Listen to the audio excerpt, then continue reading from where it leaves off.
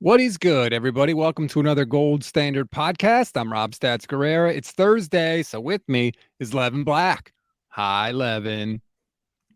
Well, hello there, Rob. It is Thursday, so that means it is the Gold Standard podcast.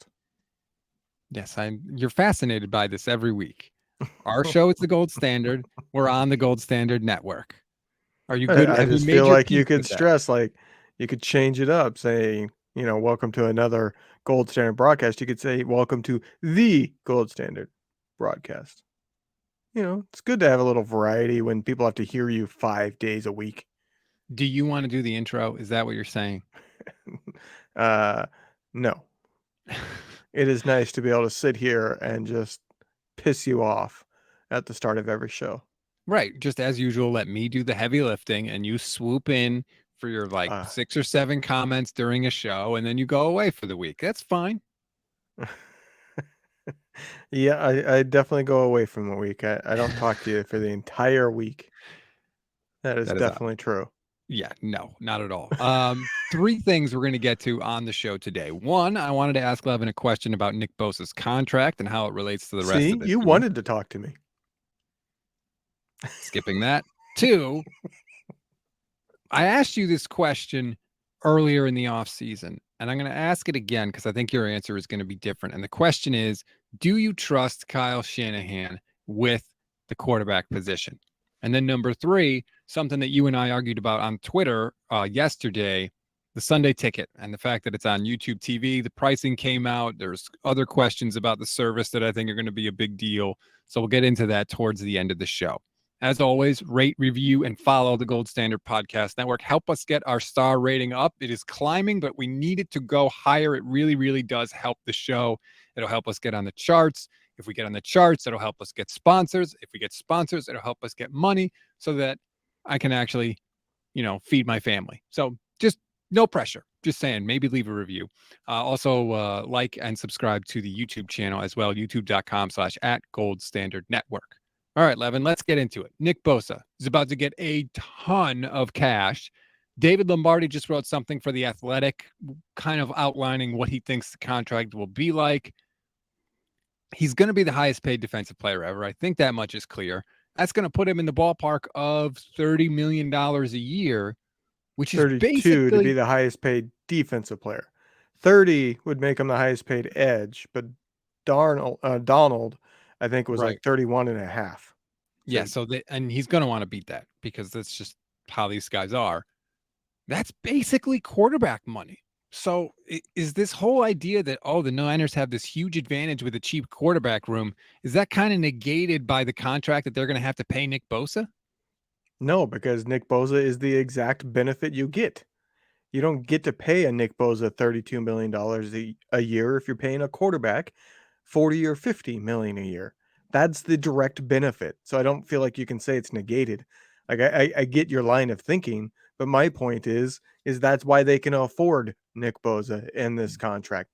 If they had a quarterback making 50 million, I think there would be a lot of talk about, ooh, do the 49ers trade Nick Bosa going on this offseason?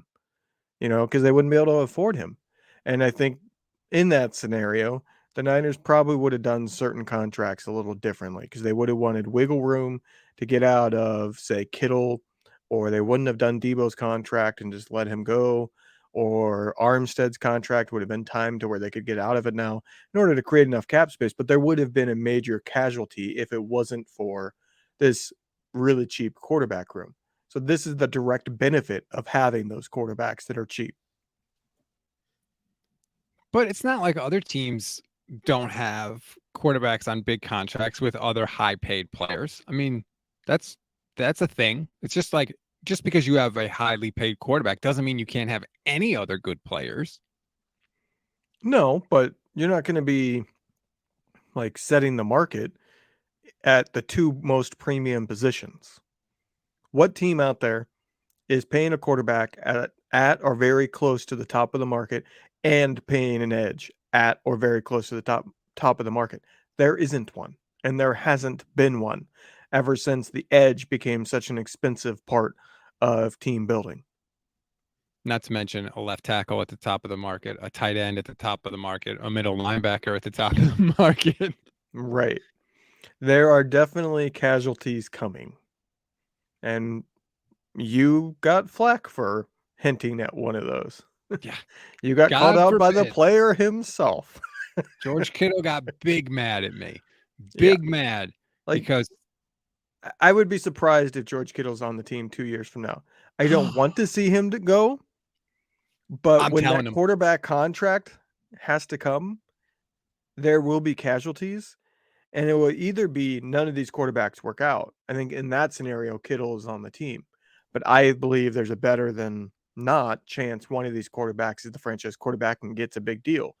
And when that happens, you pay quarterbacks big money if they're good enough to where you don't need to pay the supporting cast as good. That's what, look at the Chiefs. They paid Mahomes. Now, obviously, Mahomes is a unicorn, but just in terms of roster building, they said, okay, our quarterback is so good, we're going to pay him. And that means we're getting rid of a Tyreek Hill because we can't afford to pay all of these premium players. If he's going to be so good, then he can do it with average players that are a lot cheaper at wide receiver and tight end. Now, obviously, they kept the one tight end, but their wide receivers are, a wasteland essentially. So I think it is something to be watching for. That if one of these quarterbacks emerges, whether it's Trey Lance or Brock Purdy, when it comes time to pay them in 2 years, there will be casualties, and Kittle would be contract wise probably towards the top of the list. how dare you say that? How dare you use facts and logic and years of watching how the NFL works to make an educated guess on something that might happen? How dare you? You deserve to be called out by every NFL player for that. I will say, like, I get it from Kittle's perspective too. Like, you don't want to sit there and Yeah, he's listen mad to. about it. Yeah, I get it. Like, that's his life, that we're talking about. So I get it. I see why he takes it personally. Sure. But that also doesn't mean I'm going to be wrong. Like, No, and it also doesn't mean I dislike George Kittle. I like Kittle. Look, you've seen his jersey. It's hanging up there in the background of my shot. It has been forever. But that doesn't change what I think might happen with him. The 49ers, as much as I hate to admit it, don't run their franchise on the whims of Rob Guerrera. They don't really give a crap about me. So if they want to keep a guy, they're going to keep him. If they want to cut him, they're going to cut him. So I was just trying to be objective about the whole thing. And he I got would big love to mad. get him on the podcast. Hi, George, and get a true answer on, do players like look at this? Is this something that they actually like spend time, like, does it occur to them and weigh on their mind to a certain degree? Because everybody's human. We all have things that weigh on us about work. I wonder if they look at it and go, "Well, I know how my contract is set up. I know that they're going to have to pay a quarterback. So I know that that's timed with when my contract is easily capable of being ended or me traded or cut, however they decide to do it." And so they sit here and they kind of look and know that that time is coming. I'd love to get a true, honest answer from somebody that's kind of in that scenario where he has to know, like, yeah, based on how my contract is set up, 2 years from now, I shouldn't be, counting on being on this team. I should be very aware of the possibilities. I think it depends on a couple of things. I think it depends on the player, just generally how they think. And Oh, I yeah, think it some depends don't on, even have a clue how much they're even paid because the agent right. handles every last bit of it. And I think it also depends on the agent. Does the agent say to the player as they're negotiating the contract, look, Mhm. these are the terms, but more than likely what's going to happen is A, you're either going to restructure at this point, or B, you'll get released and you'll get back on the market. The good agents, I think, kind of prepare players for those kind Right. of scenarios. But I also think that there are a lot of players out there that just say, look, I'm good. As long as I'm good and producing, they're going to pay me and I deserve to be paid. I don't think it ever, in order for them, I think to come to the realization that they might be cut, they would also have to accept the realization that their performance may drop off. And I don't know if that's how these guys think. Yeah. I mean, it really does, I think, in this type of situation translate to everyday jobs that, people all over the world have, to where, like, in certain industries, you can see, like, hey, you're heading up this department, and that department's falling off, and that part of the business is kind of dying. And sometimes those people are very aware of it, and they're kind of trying to look into other avenues because they can see the end coming. And others are going, What do you mean you eliminated my job?" They don't see it coming. They're too naive. They don't think it through. It's like, well, yeah, your part of the business was failing. Of course, you're on the chopping block. And sometimes you're on the chopping block when your part of the business isn't even failing. That happens too to good Yeah, I people in totally this didn't think about country. that until I finished talking and I could see your face. And I was like, oh crap, yeah, I know where he's going with this one. Every single day it happens to good men and women in this country. No, it's an interesting question. But I think it is on Kittle's mind because if you remember, he was talking about that with Mike Silver before last year started, talking about how he's not going to change the way he plays the game, even though he's been Right. banged up a lot. And if the 49ers squeeze him after this year to take less money, he'll say pound sand because someone else is going to be out there willing to pay him what he thinks he's worth. That was another reason why I brought up his name as a guy that might not finish his contract. It was already on his mind. He didn't stumble upon that with Mike Silver by accident. And so I think in that specific case, yeah, he has thought about it. Whatever. You're wrong. You're a moron. You got called out. You got dunked on. You loved it. You had a Did. super quick I was response. giggling like a little schoolgirl when I read that. You know, in all honesty, the GIF that I posted in response to that was pretty spot on. Like I literally read it. And I actually do think I was sitting on my couch. I was at home, and I did say, "Damn!" And my wife goes, "What?" And I said, "Rob just got dunked on by an actual player on the team." So I think I actually did say the exact words of that GIF. It made for a very interesting afternoon for me. Like I literally there was smoke coming out of my phone. That's how many responses and replies I were getting from people. And Yeah, 99 because point you're somebody that has notifications on for Twitter. What yeah, is I'd like to wrong know. with you?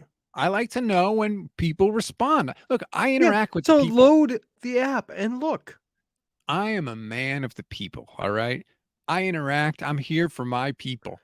I If think I there's interact something far more than you do on Twitter, and I don't have notifications on. if there is something happening, I need to know, and Well, let I me tell get you notifications, like keyword notifications of like, if the 49ers post or something like that. But you had notifications on for anybody replying or liking yep, anybody tweets. replying, anything if you comment on any YouTube video, it goes right to my inbox, I see it. I am instantly aware of it, and I read every single one of them. Don't ever That think I is don't. insane. But with I'm this Kittle already annoyed because we share the gold standard email, and some of the notifications that come to that email already annoy me. And I will admit to clicking on and unsubscribing to one of them because I was done with their spam. what was it? The stat Oh, head. yeah, I already Because they kept unsubscribed to sending that. like, "Hey, you should look at this. Hey, we're capable of doing that." It's like, yeah, if I want to look up something, I'll look up something. Stop emailing me every day. Yeah, and I already unsubscribed to the free trial anyway, so, Well, I uh, have it on my own email, and it took me a couple days to realize, oh, this is that email. That's why I'm suddenly getting these. I only signed up for that because I was so mad at people for arguing about why Sam Darnold could potentially be good. I needed to look something up, and I knew specifically what I needed, and I was like, "StatHead will have this for me." So I Yeah. did the free trial, looked up the Darnold stat, and then canceled the Yeah. free See, trial I right I after. have an ongoing subscription because at least once a month, one of those things pop into my. I have to look this up. I have Yep. to see if this has ever happened before, and if I can't look it up, it will drive me insane. Like it'll literally sit on my mind. So I have to subscribe to that. So earlier you said you think that one of the 49ers quarterbacks is going to work out and is eventually going to have to be Right. someone that the Niners are going to have to pay. In order for that to happen, the 49ers themselves would have to handle these quarterbacks in such a way that would allow them to grow and flourish and reach their potential. Question I asked to you earlier this offseason, and I'll ask it again. Do you trust Kyle Shanahan and John Lynch to do that? I trust them in one way and don't trust them in another way, depending on what part of the situation you're talking about. If you are talking about do I trust Kyle to have a quarterback starting, put them in the right spot to succeed, and figure out who is going to, whether they're good enough. Whether that is Lance because Purdy's not ready or Purdy once he's ready. Yes, I trust him in that scenario. What I don't trust him him in is making the decision to get the roster to the point that it should be at its best possible spot to figure out what quarterback is. I don't trust them to not trade Trey Lance. It makes no sense for them to trade Trey Lance because the current situation is Brock Purdy is one minor setback away from not being ready until midseason. One little thing doesn't quite go right in that, and it's literally going to be a does he even play this season question instantly. And it's too early because he hasn't started throwing to trust that he will be back early in the season. Thus, you can't trade Trey Lance and run the risk of having only Sam Darnold because that's what doesn't make sense. They say it's a win now. We can't let Trey Lance develop because we're a win now team. We're a Super Bowl contender and we're not going to waste a year. Yet you would trade Trey Lance and take the risk of Purdy having a setback and this great Super Bowl contending team is not going to win a Super Bowl because Sam Darnold's the only healthy quarterback. It doesn't make any sense to trade him. But I also don't trust Kyle Shanahan to not trade him because this is the Kyle Shanahan that was so infatuated with somebody that wasn't even technically a free agent for another year that he said, screw that. I'm not scouting any quarterbacks. Even when, by John Lynch's own words, John Lynch saw Patrick Mahomes' pro day and said, hey, we should probably look into this guy. It might be the best pro day I've ever seen. And Kyle was still arrogant enough to say, screw it. No, I'm not looking into it. This is the same guy that kept sticking by Jimmy Garoppolo. You know, so I don't trust him to make the right decision. I don't think it's guaranteed that Lance is traded, but I won't be surprised at all because Kyle Shanahan has been arrogant every step of the way when it comes to quarterbacks, and he has fumbled that situation every single time. I don't think Lance is going to get traded, but I'm like you. I literally would not shock me in the least bit because I don't think Kyle views it as a risk. I think he thinks we're fine if Brock can't go because we have Sam and he loves Sam. Right. That's what I think people are not understanding. He does not view Sam Darnold the way the rest of the red-blooded football fan views Sam Darnold. No, he doesn't view Sam Darnold in the same way NFL defenses view Sam Darnold. Right. So that's why I wouldn't be surprised because then I think in his mind, it's not a risk. In his mind, Right. he's like, hey, I can do it with Sam. I liked Sam coming out. He's good, but I don't think that they will. What I'm interested in is how do Kyle, I guess just Kyle really, because it'd be his call. How does Kyle handle things if the quarterback that he chooses to start in week 1 struggles and the team doesn't win? Because you need both Right. of those things. We've seen Right. Jimmy Garoppolo struggle, but the team won, so it was easier for Kyle to stick by him because he could always fall back on he played well enough for us to win. We're winning Right. games. And people were not going to get really mad because ultimately fans just care about the wins and losses, most fans anyway. What does Kyle do if whoever it is, I don't care, you can pick the quarterback. If that quarterback struggles week 1, week 2, week 3, because we potentially could have saw that last year with Trey Lance, but he got hurt really before Right. Kyle had to deal with any of that. How do you think they handle that situation?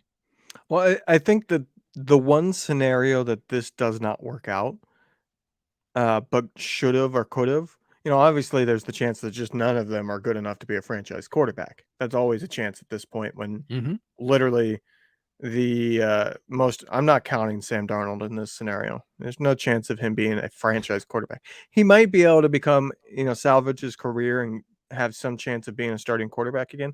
He's not a franchise quarterback.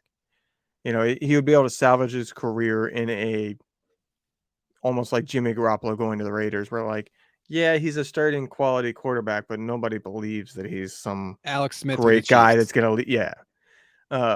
But in terms of Purdy and Lance, the one way that I see Kyle potentially screwing it up, I guess is the way to say it, is if Purdy is healthy, is inserted, and he plays mediocre. I don't think Kyle will pull him. It would be almost like the Jimmy Garoppolo scenario, where Jimmy Garoppolo is playing okay, but he's not very good, and he's not as good as you need to win a Super Bowl, unless you get just very lucky in a Baltimore Ravens way, where Flacco went God mode for 4 games. But I don't think he would make the switch at that point, and so you don't see what Trey Lance is. You never get to see that, and Wait, Trey are you Lance moves saying, on and goes somewhere else. You know what I mean? That's the scenario I see possible, that Kyle Shanahan effed it up. but in that scenario, are the Niners still winning despite the average play from Brock? Winning enough. I mean, this is a roster that you could throw in Josh Johnson and probably still be pushing for playoffs. Like you don't need the quarterback to do anything other than not screw it up. This is as loaded of a roster supporting cast to a quarterback as you find in the NFL. To me, that's the one scenario that scares me. Obviously, they could Trey Lance. I don't think it's going to happen, so I'm not truly scared of it. It wouldn't shock me. I'm just not really weighing. It's not weighing on my mind. The one that scares me is Brock Purdy plays and is Jimmy Garoppolo-esque. Good enough that this team's going to win a lot of games, but not good enough that you shouldn't be looking to see what Trey Lance is. And that's the one that scares me, because I think it has a very good chance of happening. But so if Brock comes in and the offense is playing like they played last year and Lance gets traded, it kind of hurts. But ultimately, like, we still got a guy that's putting up 30 points a game. But if, like you're saying, Brock comes in and they're winning, but they're scoring like 19 points a game, like they were with Jimmy Garoppolo before Christian McCaffrey arrived last year, Right. then you're kind of locked into a situation where you're good enough to not do anything drastic, but not good enough to ever be a real threat. You're like the Portland Trailblazers in the Right. NBA, who made the playoffs for like 22 straight years, something like that, and never came close to winning an NBA championship. Like That's I the think worst Brock place to be. Purdy I think Brock Purdy, in all likelihood, I think the most likely scenario, the one I'm most confident in right now, is that he is a starting caliber quarterback in the league, but he's never going to be a 30 touchdown scoring quarterback. I think he's a very safe bet to be somebody that's very good at avoiding sacks. So he takes away some big negative plays, which is a big improvement on Jimmy Garoppolo. But he's also in that Jimmy Garoppolo mold, where he turns the ball over a little bit more than you want, and he doesn't get the huge numbers. He's not going to be a 30 plus touchdown guy.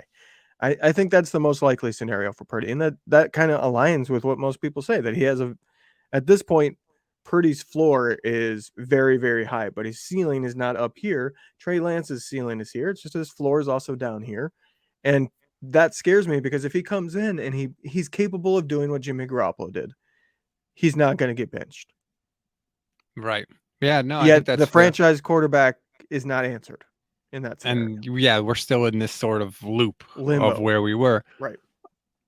Um, that would still be an incredible return on Brock Purdy, by the way. For the last pick in the draft to play to that level, that would be Well, okay. fantastic. Let me say this, because that type of stuff kind of annoys me. When it comes to the quarterback position, I don't care about the return based on draft spot. Other positions, I think that does matter to a certain degree. If you get a guy in the 7th round that is capable of being a starting anything, hey, that's good.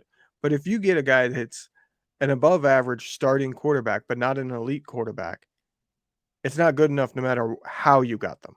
No, I know, but what I'm saying is, like, let's say Brock never plays as good as he did last year ever again. That doesn't make Brock a disappointment. The fact that he's able to be a No. starter at all, Yeah. for him personally, that's incredible, and he should be proud of that. Now I had another point and I totally forgot what it Okay, let me was. say this while you try to figure out what your point was. I would rather have Brock Purdy come back and bomb than come back and be as good as Jimmy Garoppolo, but not better.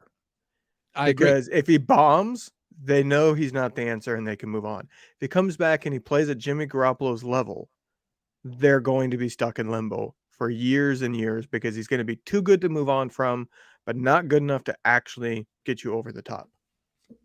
Yes, I agree. And I think the 49ers are this is going to sound bad. I feel like making the playoffs is almost as important to them as winning the Super Bowl. Like, I think the idea of them missing the playoffs terrifies the 49ers. The Rams pushed all their chips into the middle and said, bleep it. We're going for it. And if we swing and miss, we strike out and we'll deal with it then. The 49ers, I don't think, are willing to strike out.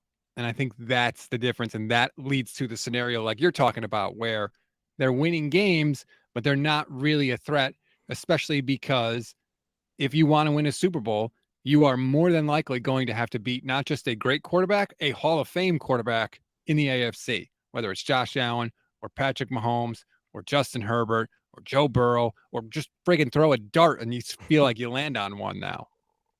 I do think that there is a difference of philosophy, and the two teams have flat out said it. The Rams were Super Bowl or bust. The 49ers, they stated right from the start of this regime that they think you can build a sustained success level, that you don't have to go through this rebuild mode, that you can build a roster and be able to churn it over at the right times and stay as a contending team for indefinite period of time. Well, in order to do that, that means you don't do the all-in move. And so to me, I feel like this regime has the philosophy of just get in the playoffs and then see what happens. And that if that's your season, eventually you're going to win a Super Bowl. And that is better than saying, we're going to win one Super Bowl and then we're going to rebuild for 3 years and hope that we can make it back to the playoffs after 3 years. Like that's the difference between these two. But I think if you ask most fans, they would say, give me the Super Bowl. I'll sacrifice I don't think the so. 3 years. I think us, yes. But I think most fans would say, I don't want to be terrible. If you're saying you can guarantee a Super Bowl, yes, that's a different scenario. If you're saying you're guaranteed a Super Bowl once every 5 years, but you're going to be terrible the other 4 years, that's a different scenario. I would take that in a heartbeat. But if you're saying that, hey, you can make this move and you're going to improve your chances by an immeasurable amount this season while your team's really good, but it's going to screw your roster over in another year. I think in that scenario, most people would say, no, we're good enough now. But I feel like no matter what philosophy you take, right? If you're taking the 49ers and you say, hey, we want to contend every year, and we think eventually if you scratch enough lottery tickets, you'll win the jackpot. Or if you're the Rams and you say, we're going to try for, one, maybe two, because don't forget, they did get to 2 Super Bowls. And we'll take our chances with that. The solution to me is still the same. If you hit on your draft picks, and not every single one, of course, but a good number of them, you will have sustained success. And if you're terrible and you flame out after an attempt to go all in, you know how you get good again? You hit on your draft picks. So I feel like what you should really be focused on if you're a team is not necessarily like, are we really scared of whether we should go all in or not? It's just kill the draft every year and you'll be good. If you're bad, you'll get good quickly. And if you're good, you'll stay good because you'll have a constant flow, a constant stream of cheap labor coming in. I get it, but when you go all in, that normally comes at the cost of draft picks. And you can say, well, sure, then just hit on the ones that you have left. The Niners are, I think we both agree, a really good drafting team towards the top of the league. But they have still missed frequently, especially in the first round. Mm-hmm. And I think they have the philosophy of give us a bunch of picks. We want as many darts on that board as possible. Well, when you go all in, you're not going to have that many darts, and you're probably going to be missing at least every other year your big one because you're not going to have your first round pick. I do think that there's a little bit of a difference there. The Niners, obviously, the Trey Lance move, that's why everybody says it's kind of odd and nobody can make sense of it because it goes against what they've been doing.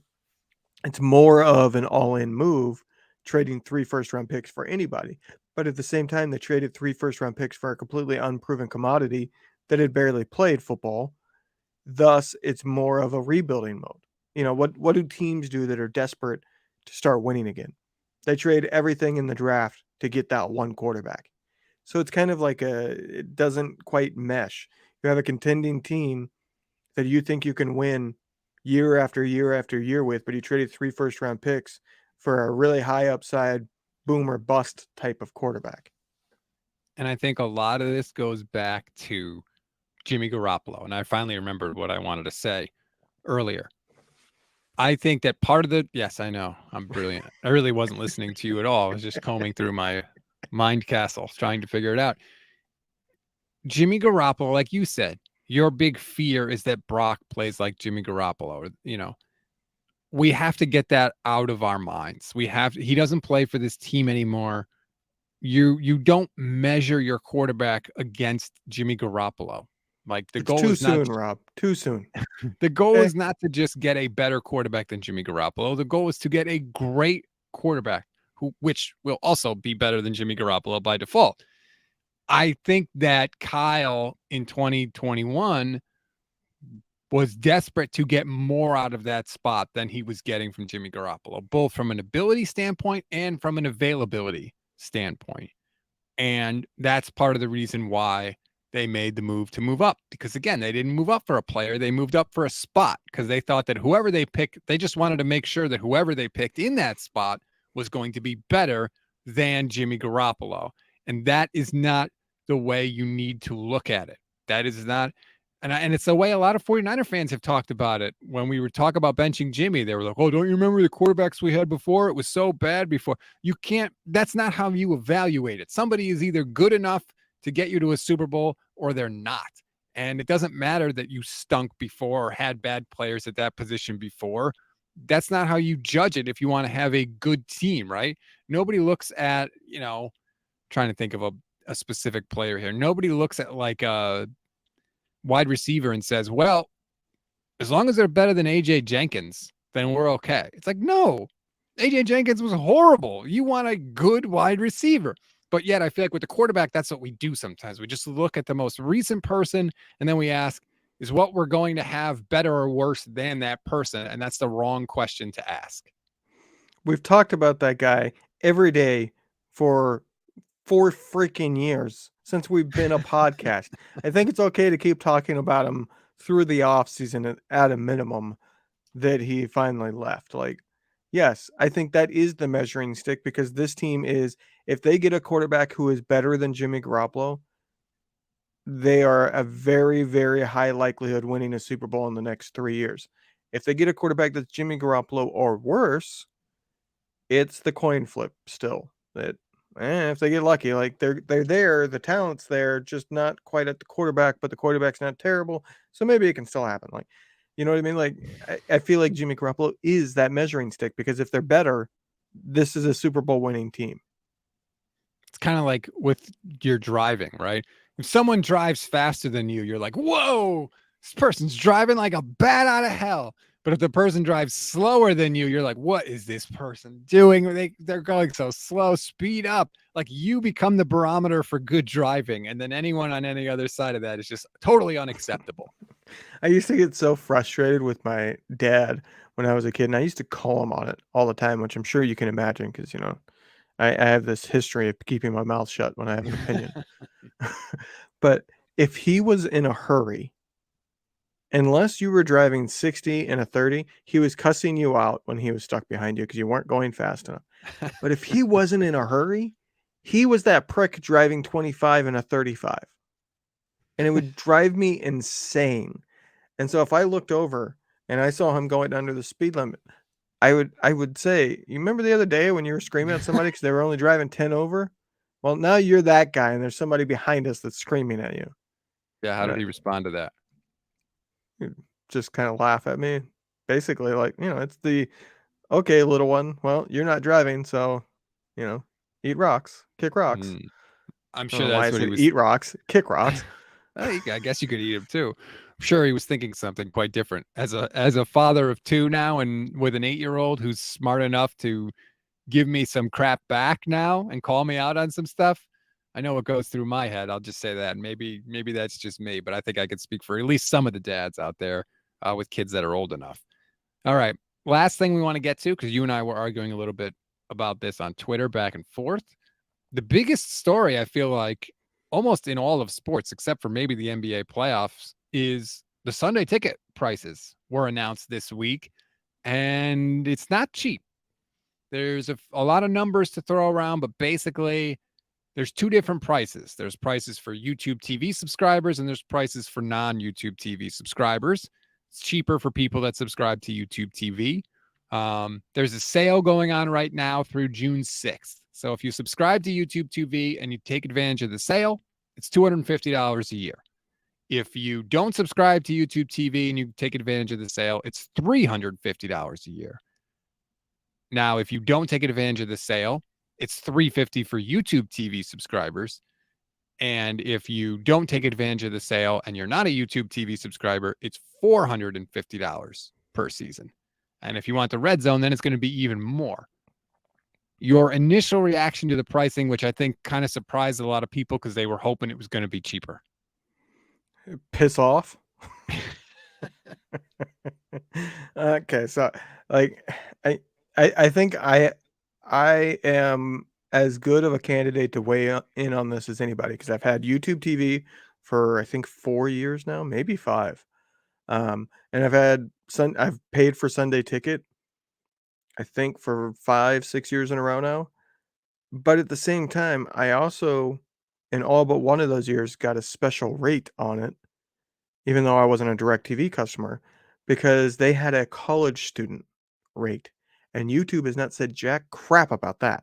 So that pisses me off right there because it was $100 if you were a college student. Wow. It was digital only, so you only got digital, so you couldn't you couldn't load it onto your TV or anything. I mean, you could through if you had a smart TV that had the app and capable, a Roku made it possible, but it was only only one person could watch. It was streaming only and all that.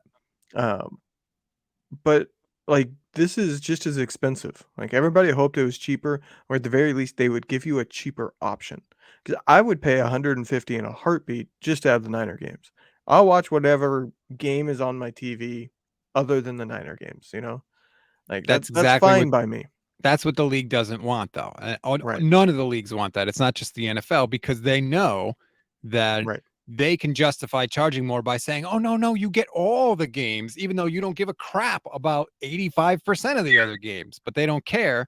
They do not want that individual bundle to be possible, and they have fought against it, kicking and screaming for years. See, here's my counter argument to that. Because I think it's a bit not looking at the full picture, not diving deep enough to think that. Yes, it's true. I think a lot of people who do Sunday Ticket would just do a single team instead. But what that means is those people that would in this scenario have to get full Sunday Ticket. And in years past have had to get full Sunday Ticket, which means they watch full Sunday Ticket all the time. What do most people watch unless it's their favorite team's game on Sunday Ticket? The red zone, because it's just essentially like getting to see every touchdown. If those people only get to watch their favorite team and then after that have to go back to broadcast TV, what does that do for ratings? Causes the ratings to go up. Right? Yes. So In that allows theory. them to negotiate higher TV contract. Like they get that money one way or the other. I think it's short-sighted to just say, yeah, all these people will just get the cheaper one, and that's the only part of the money equation. I think that what they would say to you is, guess what, Levin? We're already getting more and more for the regular TV packages now, and we're charging you an extra arm and a leg for the Sunday ticket. So we're already winning on both ends because ultimately they know you're not going to just stop watching football. Right. It's almost like insulin for a diabetic. Like no matter how much they charge you for the insulin, you're going to die without it. So you pay it. And I think they look at football the same way. It's in economics terms, it's called an inelastic good. No matter how much the price goes up, demand remains the same. Well, as somebody that is currently in school to get my MBA, if they give a college option for $100, I'm I will fine go with back to anything school. else, and I'll stop complaining. Oh That's man, what I want. that's a lot of money. I don't have YouTube TV. I have Red Zone. I don't think I'm going to be forking over $250 a year to buy I know you're not, YouTube because I TV. know how you watch the games, and we don't need to go into the details of that. But I No, we know how you don't. watch the games because we've talked about it. Because I pay for it every year, and yes, if they have not enough, I'm holding out to the last day. Right. But as a YouTube TV subscriber, if it is June 5th and they have not announced a college option, which there was, like, I saw that in the comments. That was some of the top comments responses was, what the heck happened to the college option? Mhm. Um, if they don't announce that by June 5th, I will be paying the 250, I'm sure. You're gonna be forking it out, and that's what they know. They know that. I mean, there's a reason they make all this damn money. There's a reason these team values don't go down ever, ever, ever, ever. Daniel Snyder's about to sell the Commanders for $7 billion to whoever the hell he decides to sell it I mean, to. there's a very good reason why I have to fork it over. I can't live without watching a Niners game, and I'm not going to get into too many details because I might have certain people involved in my career that could see this, but there is a scenario where I am not at home on a Sunday, and if I have to watch the way in which you watch, that would not be possible. But if I subscribe and it's a credible site that doesn't have pop-ups and all that, I can watch still. When is the last time you completely did not see a single second of the 49ers game that week? For whatever reason. Couldn't tell you. Me either. I was trying to think of it. I think you know what, It would probably be going, yeah. I would say in all likelihood, it would have been during the 2011 season because I was not making good money yet. So you didn't have yeah, okay. So you just had the regular package. I think that for me, I don't remember what year it was, but I remember this distinctly. It was the year Brett Favre was on the Vikings and they played the 49ers. And the reason 2009. I couldn't watch the game is because I was traveling for work. If it was 2009, I was traveling for ESPN and I was on a flight.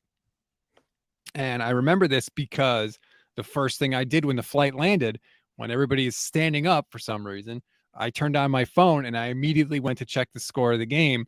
And I went online or on Twitter, I don't know what it was. And I remember seeing that, oh my God, Brett Favre had thrown this touchdown with no time left on the clock and the 49ers blew a lead. That was the last time that I didn't see a single second of the 49ers game. You know where I was during that game? I was working at Office Depot. I just graduated college. I was working at Office Depot as a technology salesperson, so I didn't have to like do anything but stay in tech and sell computers to people. And we had the game pulled up on one of the computers and like along our row of computers. And yeah, I was standing in the aisle when it happened. And was not amused. Yeah, no, that's no good. As if I didn't hate Brett Favre enough already. Let us know in the comments here. Drop us a rating and a review and put it in your review. The last time you went a week without watching the 49ers and tell us the reason why. Hopefully it's So like good you reasons. you were a little different because your job was literally to watch. Yes, that's true. And I would argue it's probably been your job to watch for even before SB Nation because you worked for Pro Football Talk before that. Oh So, yeah. but for me, it wasn't my job. But you know what I told my now wife on our first date? Granted, we knew each other some because we met online, so we'd been talking for like a month before we went on a date. I explained to her that I was a sports journalist. I had just left media. I said I was a sports journalist. Sports are very important to me. Some sports games won't be as important as others, but don't mess with my Sundays in the fall. I literally set that as one of the first ground rules to even push forward with a serious relationship because I have no interest in being in a relationship where I'm going to be ridiculed or guilt tripped or any of that for wanting to watch football on Sunday. That doesn't mean I don't do anything. Occasionally I miss like, the game opposite of the Niners. But Niner games, yeah, like my schedule will revolve around the Niners game time. It is amazing that you even got another date after that, let alone married this person. Look, She's a saint. to me, no, it's very simple. If that wasn't okay, then why pursue this? Because I'm not going to be happy in your relationship, and neither are you. So why continue? So set the thing. I'm a very like I talk things out. I'm not typical male. I just don't talk anything. I said here's the things that are important to me, and for me to be with somebody, you don't have. The way I put it is you don't have to be into it. You don't have to get into football, but you have to allow me to watch. That was your deal breaker. It is a deal breaker. That has been reiterated a few times over the years. So it still applies. So then if she gave you a hassle for watching the game, you'd call off the marriage. Well, no, like there have been times when like there is something that comes up or that she's wanting to do, and it's like, or like we schedule something without realizing what time it was, and then we look and we go, "Hey, that's during the Niners game," and it's no, we're canceling the other thing. The other thing I I mean, remember, I've missed a quarter here or something like that, but yeah, like yeah. because The stuff other comes thing, up. And granted, my kid's she's just going to be turning 3 next month. So things could change here soon when she's playing sports because sports leagues love to play on weekends. So my kids' games will come before Niner games. sign up for the soccer league on Saturdays. That's all I'll say. Last thing for me, I remember watching the Niners Saints game in 2019 from my wife's family's Christmas party. They rent out like a big hall and they do a whole big event. And literally, like, she's off with the kids, interacting with the cousins, doing all this thing. I'm sitting at the table with my father-in-law and we're watching 49ers Saints. George Kittle, fourth down, makes the catch, trucks a billion people, sets up Robbie Gold, Niners win. I was not home for any of that game. I was at that Christmas party watching it on my phone the whole time. Thank God for technology. I can't even imagine what people had to do back in the day. Thank God we live in an era where pretty much if I want to watch something, I can get it on my phone. It might cost me money, but I have the ability to get it. Yeah, see, I see those potential scenarios like a Christmas party and I head them off early. I make it known, hey, this weekend the Niners game is at like I have told my wife like when her parents are coming, I say make them aware that the Niners game is at this time, so don't expect to do anything during that time. Schedule comes out in May, right? We'll know Like exactly when they're I will playing. tell my wife that like a month in advance, and then I'll remind her a second time normally before they show up. Like, hey, Niners game's on Sunday. It's a 4 o'clock game. We're East Coast, so it's 4 o'clock game. And be aware that we can do stuff before 4, but at 4 o'clock I will be at home. We are not well-adjusted humans. I'm just throwing that out there. But it's okay. I'm fully I willing. completely disagree because I am somebody that knows what I like, and I'm gonna get what I do what I like for the things that are truly important. Obviously, there's sacrifices. I don't get everything. I don't watch the NBA pretty much anymore because I know that football is taking up so much of my time that it's not going to be worth telling my wife, "Oh no, I have an NBA game to watch," or anything like that. So like there's definitely been sacrifices in certain sports I've just pretty much become a casual viewer of. Yeah, and I think that happens too, just generally as you get older and you have more responsibilities. You don't have time to watch as many sports as you once did. At Until least, you're like old and retired. Like right. my parents watch more sports than anybody I know. Every I sh- I share my YouTube TV with them. Oh, hey now. Um, they every single night during NBA season when they're sitting at home, it's 8, 9 o'clock. They got the whatever NBA game is on. That's what they're watching. Sunday they're watching football. Saturday they're watching football. That's all they do. But that's also probably why I am the way I am when it comes to sports. Don't try and blame your parents for you being the way that you are. Don't blame Blame? anybody. It's a thank. Last thing before we go, I want you to eat a giant pile of shit because my Quinnipiac Bobcats are the national hockey champions. So I don't want to hear you making fun of my school or any of that. Okay. When you only D1, play one sport and all resources get to go to one sport. D1 champions. They were down 2-0 in the second period, and then they came back and stuck it to Minnesota. It was awesome to watch. And you know what? Eat it. National champs, baby. Go Bobcats. I might care a little bit if I still lived in North Dakota where college hockey is the professional sport, but I don't. It's kind of Mm-hmm. cool. I wish I could look, Purdue doesn't have hockey. Hockey is the sport I wanted to play but never could because it's just like non-existent. Probably because Purdue doesn't play it, then that whole area didn't play it. It's really odd because Purdue's only like 3 hours away from Notre Dame, yet they don't play hockey. It's not a sport. Well, the national championship trophy sits in Hamden, Connecticut tonight. That's going to do it for Are you this going to touch it? edition. I don't know. I have Is to that go going to be a see it, I guess. possibility? It could be. Maybe I'll go take a picture next to it and send it to you. Brace yourself for that. I want it behind you. Replace that trophy in the next episode. Replace the fantasy football trophy or fantasy baseball and get the national. I'm sure they'll loan it out to me for. I'm an alumnus. What the hell? That's going to do it for this edition of the show. Please like and subscribe to the Gold Standard Network YouTube page and rate, review, and follow the Gold Standard Podcast Network. Leave it in your review. When's the last time you missed a 49er game and what was the reason? I can't wait to read some of those responses, Levin. And I'll talk to you next week.